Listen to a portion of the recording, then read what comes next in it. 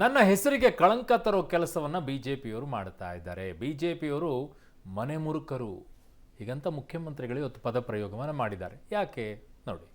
ಮೂಡಾ ಕೇಸ್ನಲ್ಲಿ ವಿಪಕ್ಷಗಳ ಆರೋಪ ಸುಳ್ಳು, ನನ್ನ ಹೆಸರಿಗೆ ಕಳಂಕ ತರೋ ಹುನ್ನಾರ, ಬಿಜೆಪಿಯವರು ಮನೆ ಮುರುಕರು ಎಂದ ಸಿಎಂ. ವಿಧಾನಮಂಡಲ ಅಧಿವೇಶನ ಬಲಿ ಪಡೆದ ಸಿಎಂ ಕುಟುಂಬಕ್ಕೆ ಮೂಡಾ ಸೈಟ್ ಹಂಚಿಕೆ ಪ್ರಕರಣದಲ್ಲಿ ನಮ್ಮ ಕುಟುಂಬ ಯಾವುದೇ ಕಾನೂನು ಉಲ್ಲಂಘನೆ ಮಾಡಿಲ್ಲ ಅಂತ ಸಿಎಂ ಸಿದ್ದರಾಮಯ್ಯ ಮತ್ತೊಮ್ಮೆ ಸಮರ್ಥನೆ ಮಾಡಿಕೊಂಡು ವಿಪಕ್ಷಗಳಿಗೆ ತಿರುಗೇಟು ಕೊಟ್ಟಿದ್ದಾರೆ. ವಿಧಾನಸೌಧದಲ್ಲಿ 2 ಗಂಟೆಗೂ ಹೆಚ್ಚು ಕಾಲ ಸುದ್ದಿಗೋಷ್ಠಿ ನಡೆಸಿದ ಸಿಎಂ ಮೂಡಾ ಸೈಟ್ ಹಂಚಿಕೆ ಆಗಿದ್ದು ಕುರಿತು ದಾಖಲಾತಿಗಳ ಸಮೇತ ಬಿಜೆಪಿ ಜೆಡಿಎಸ್ ಆರೋಪಕ್ಕೆ ತಿರುಗೇಟು ಕೊಟ್ಟರು.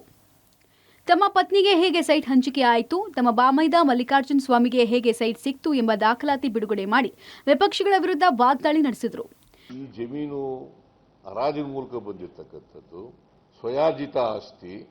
ಆಮೇಲೆ ನೋಡಿ, ನಿಮಗೆ ದಾಖಲಾತಿ ಕನ್ಫರ್ಮ್ ಮಾಡಿರ್ತಕ್ಕಂಥದ್ದು sale. This is the document ಇನ್ 1935.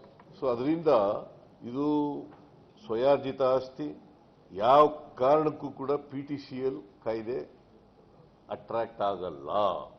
ಇಡೀ ಸುದ್ದಿಗೋಷ್ಠಿಯಲ್ಲಿ ಬಿಜೆಪಿ ಜೆಡಿಎಸ್ ವಿರುದ್ಧ ಸಿಎಂ ಸಿದ್ದರಾಮಯ್ಯ ವಾಗ್ದಾಳಿ ನಡೆಸಿದರು. ನನ್ನ ಹೆಸರಿಗೆ ಮಸಿ ಬಳಿಯೋಕೆ, ನನ್ನ ರಾಜಕೀಯ ಜೀವನಕ್ಕೆ ಕಪ್ಪು ಚುಕ್ಕಿ ತರೋದಕ್ಕೆ ಇಂತಹ ಆರೋಪ ಮಾಡಿದ್ದಾರೆ ಅಂತ ಕಿಡಿಕಾರಿದರು.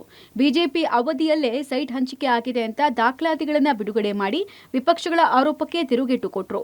ಕಳೆದ ವಿಧಾನಸಭೆ ಚುನಾವಣೆ ಸೋಲು, ಲೋಕಸಭೆ ಚುನಾವಣೆಯಲ್ಲಿ ಕಡಿಮೆ ಸ್ಥಾನ ಬಂದ ಹತಾಶೆಯಿಂದ ಬಿಜೆಪಿ ಜೆಡಿಎಸ್ ನನ್ನ ಕುಟುಂಬದ ವಿರುದ್ಧ ಆರೋಪ ಮಾಡ್ತಿದ್ದಾರೆ ಅಂತ ಆಕ್ರೋಶ ಹೊರಹಾಕಿದರು. ಬಿಜೆಪಿಯವರು ಮತ್ತು JDSನವರು ದ್ವೇಷದಿಂದ ಸೇಡಿನ ರಾಜಕಾರಣವನ್ನು ಮಾಡ್ತಾ ಇದ್ದಾರೆ. ಯಾಕಂತಂದ್ರೆ ಅವರು ಜನರ ವಿಶ್ವಾಸವನ್ನು ಕಳ್ಕೊಂಡಿದ್ದಾರೆ.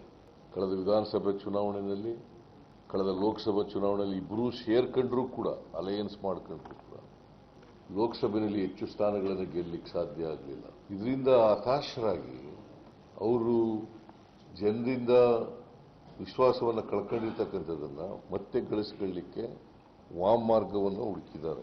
ಕುಮಾರಸ್ವಾಮಿ ಪಡೆದಿದ್ದಾರ ಬದಲಿ ನಿವೇಶನ, ಕೈಗಾರಿಕಾ ಭೂಮಿಗೆ ಬದಲಿ ನಿವೇಶನ ಪಡೆದ್ರ ಬಿಜೆಪಿ, ಅದು ದಿನಕ್ಕೊಂದು ದಾಖಲೆ ಬಿಡುಗಡೆ. ಡಿಕೆ ಮೂಡಾ ಜಟಾಪಟಿ ಬೆನ್ನಲ್ಲೇ ವಿಪಕ್ಷಗಳ ಮುಖಂಡರು ಮೂಡಾದಲ್ಲಿ ಬದಲಿ ನಿವೇಶನ ಪಡೆದಿರೋ ಬಗ್ಗೆ ನಗರಾಭಿವೃದ್ಧಿ ಸಚಿವ ಬೈರತಿ ಸುರೇಶ್ ದಾಖಲಾತಿ ಬಿಡುಗಡೆ ಮಾಡಿದ್ರು. ಕೇಂದ್ರ ಸಚಿವ ಕುಮಾರಸ್ವಾಮಿ, GT ದೇವೇಗೌಡ, ಸಾರಾ ಮಹೇಶ್, H ವಿಶ್ವನಾಥ್ ಸೇರಿ ಹಲವರು ಬದಲಿ ನಿವೇಶನ ಪಡೆದಿದ್ದಾರೆ ಅಂತ ಆರೋಪಿಸಿ ದಾಖಲೆ ಬಿಡುಗಡೆ ಮಾಡಿದ್ರು. ಆದರೆ ಕೇಂದ್ರ ಸಚಿವ ಕುಮಾರಸ್ವಾಮಿ ಕುರಿತು ಮಾಡಿದ ಆರೋಪಕ್ಕೆ ಸಮರ್ಥವಾಗಿ ದಾಖಲಾತಿಯನ್ನ ಸಚಿವ ಬೈರತಿ ಸುರೇಶ್ ಕೊಡಲಿಲ್ಲ. ಕೇವಲ ಬದಲಿ ನಿವೇಶನ ಪಡೆದಿದ್ದಾರೆ ಅಂತ ಆರೋಪ ಮಾಡಿ ಹಳೆಯ ದಾಖಲಾತಿಗಳನ್ನು ತೋರಿಸಿದರು. ಇನ್ನು ಮುಂದಿನ ವಾರ ಬಿಜೆಪಿ ನಾಯಕರು ಕೈಗೊಳ್ಳಲಿರುವ ಪಾದಯಾತ್ರೆಗೆ ಡಿಕೆ ಟಕ್ಕರ್ ಕೊಟ್ಟರು. ದಿನಕ್ಕೊಂದು ದಾಖಲೆ ಬಿಡುಗಡೆ ಮಾಡೋದಾಗಿ ಹೇಳಿದರು. ಮಾನ್ಯ HD ಕುಮಾರಸ್ವಾಮಿ ಅವರಿಗೆ 21,000 ಅಡಿ ಕೊಟ್ಟಿದ್ದೀವಿ. H ವಿಶ್ವನಾಥ್, ಶೇಖರ್ ಎಲ್ಲ ಇದಾರಲ್ಲ, ಅವರೆಲ್ಲ ಬಿಜೆಪಿ ಮತ್ತು JDS ಎರಡು ಜಾಯಿಂಟ್ ಅಲ್ವಾ?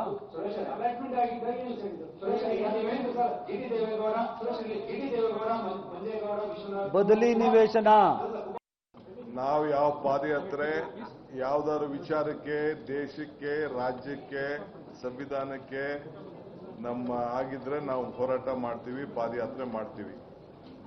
ಇವರು ರಾಜಕಾರಣಕ್ಕೋಸ್ಕರ ಪಾದಯಾತ್ರೆ ಮಾಡಕ್ ಹೊರಟವ್ರೆ. ನಮಗೊಂದು ಅವಕಾಶ ಏನ್ ಮಾಡಿಕೊಟ್ಟವ್ರೆ ಅಂದ್ರೆ, ಅವ್ರದ್ದು ಪ್ರತಿಯೊಂದು ದಿನನೂ ಒಂದೊಂದು ಹಗರಣಗಳನ್ನ ಬಿಚ್ಚಿಡ್ತೀವಿ ನಾವು.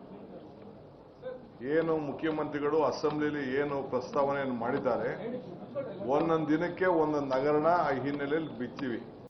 ಮೂಡಾ ಅಕ್ರಮ ಕುರಿತು ನಿವೃತ್ತ ನ್ಯಾಯಾಧೀಶರ ನೇತೃತ್ವದಲ್ಲಿ ಸಮಿತಿ ರಚನೆ ಮಾಡಿದ್ದು 2006ರಿಂದ ಹಂಚಿಕೆ ಆಗಿರುವ ಸೈಟ್ಗಳ ಬಗ್ಗೆ ತನಿಖೆಗೆ ಸೂಚನೆ ಮಾಡಿರುವುದಾಗಿ ಸಿಎಂ ತಿಳಿಸಿದರು. ಒಟ್ಟಾರೆ ವಿಪಕ್ಷಗಳ ಆರೋಪಕ್ಕೆ ತಿರುಗೇಟು ಕೊಟ್ಟ ಸಿಎಂ ಕಾನೂನು ಅನ್ವಯವೇ ಸೈಟ್ ಹಂಚಿಕೆ ಆಗಿದೆ ಅಂತ ಪದೇ ಪದೇ ಸಮರ್ಥನೆ ಮಾಡಿಕೊಂಡ್ರು. Srinivasa Rao Dalave, public TV, Bengaluru.